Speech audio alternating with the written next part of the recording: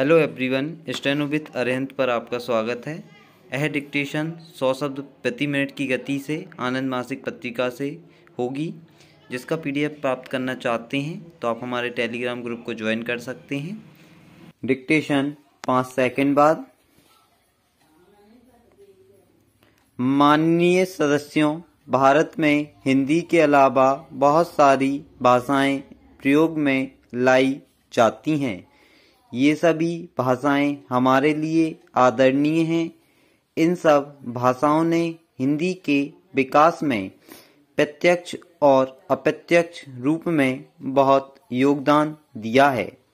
भारत के संविधान में काफ़ी सोच विचार के बाद हिंदी को राजभाषा के रूप में प्रतिष्ठित किया गया है। हिंदी भारतीय सभ्यता, संस्कृति और गौरव को सहज रूप में अभिव्यक्त करती आई हैं। यही साधु संतों के प्रवचन, जीवन दर्शन, आदर्श और मान्यताओं की सशक्त वाहिका रही है और है। राष्ट्रीय भावना के प्रचार प्रसार और जन जागरण का सशक्त माध्यम रही है। हिंदी इतिहास इस बात का साक्षी है कि गैर हिंदी भाषी नेताओं ने भी क्रांति और चेतना के लिए हिंदी का खुलकर प्रयोग किया है। चाहे वे बाल गंगाधर तिलक रहे हों या नेताजी सुभाष, महात्मा गांधी रहे हों या वल्लभ भाई पटेल, इन्होंने हिंदी के माध्यम से ही लोगों का मन जीतकर उनमें एक नए उत्साह का संचार किया। इस तरह हम देखते हैं कि अपने देश में जनमानस में पैठ करने के लिए हिंदी नितांत आवश्यक है। साथ ही संविधान में भी यह व्यवस्था की गई है कि संघ सरकार का कामकाज राजभाषा हिंदी में हो। लेकिन दुख की बात है कि आज संवैधानिक व्यवस्था, सरकार और हिंदी की स्वैच्छिक संस्थाओं के प्रयास के बावजूद सरकारी कामकाज हिंदी में नहीं हो पा रहा है। यद्यपि पिछले कुछ वर्षों से सरकारी कामकाज में हिंदी के प्रयोग को कुछ बढ़ावा अवश्य मिला है, लेकिन बढ़ावे की गति बहुत धीमी है। सरकार ने सभी सरकारी कार्यालयों, उपक्रमों, संगठनों, निकायों में हिंदी के प्रयोग को बढ़ावा देने के लिए साधन स्वरूप हिंदी अधिकारी, अनुवादक, टंकक, Hindi typing machine, computer, Hindi प्रशिक्षक, प्रशिक्षण सहायक सामग्री, प्रोत्साहन पुरस्कार आदि की व्यापक व्यवस्था की है। लेकिन देखा जा रहा है कि इस सब के बावजूद हिंदी के प्रयोग की स्थिति बहुत संतोषजनक एवं उत्साहवर्धक नहीं है। आखिर इसके क्या कारण है? विश्लेषणात्मक दृष्टि से यदि देखा जाए तो संक्षेप में निम्नलिखित बातें सामने आती हैं। सामान्यतः यह देखा जाता है कि हिंदी के प्रयोग के लिए हम मानसिक रूप से तैयार नहीं होते।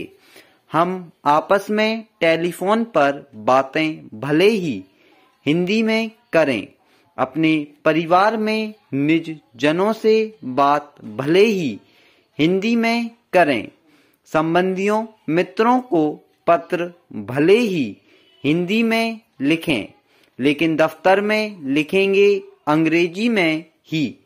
खासकर उच्च अधिकारी तो हिंदी में लिखना अपनी प्रतिष्ठा के खिलाफ मानते हैं, भले ही वे अच्छी खासी हिंदी जानते हों।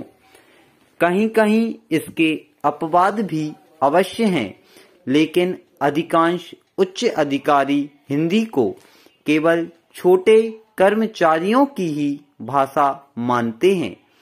यह एक बिल्कुल गलत धारणा है। भाषा तो विचारा अभिव्यक्ति का साधन है, उसका संबंध व्यक्ति के स्तर से नहीं।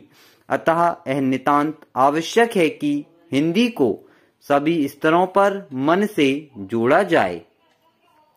माननीय सदस्यों, कार्यालयों में विशेष प्रकार के फॉर्म, प्रपत्र, नियम, उपनियम, संहिताएं आदि प्रयोग में लाई जाती हैं।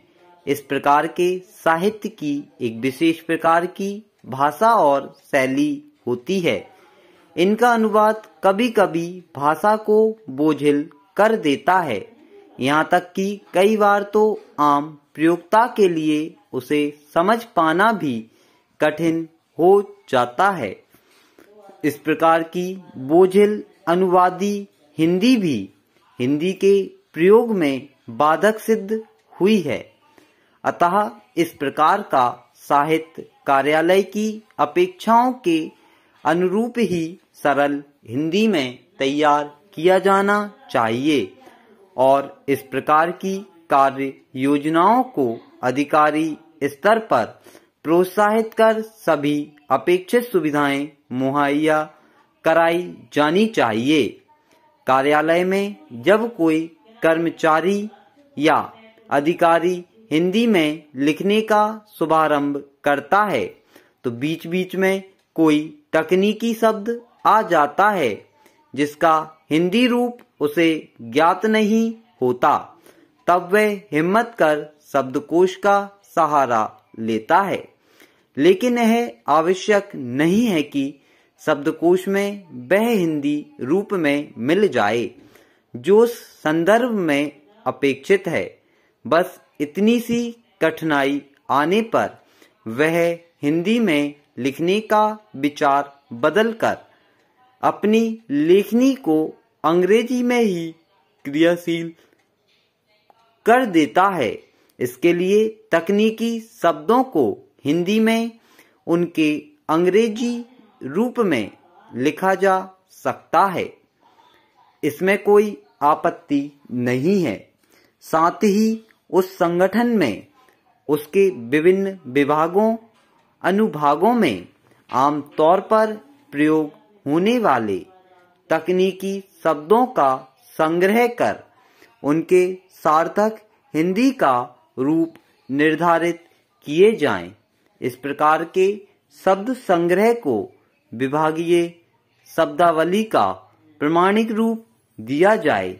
मात्र कुछ एक शब्दों के हिंदी पर्यायों के ज्ञान न होने को हिंदी के प्रयोग में बाधा न माने। हिंदी बहुत समृद्ध भाषा है, इसमें दूसरी भाषा के शब्दों को पचाने का अच्छा सामर्थ्य है। अतः तकनीकी शब्दों को हिंदी में ज्यों का त्यों लिखें जाने में कोई आपत्ति नहीं। सरकारी कार्यालयों में फाइलों पर टिप्पणियां लिखी जाती हैं। यही वह असली क्षेत्र है जहां हिंदी में काम किया जाना अपेक्षित है।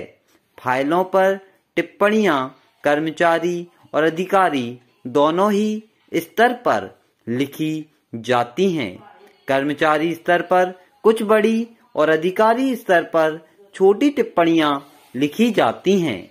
सामान्यतः 25-30 शब्दों की या उनसे मिलती जुलती ही टिप्पणियां लिखी जाती हैं।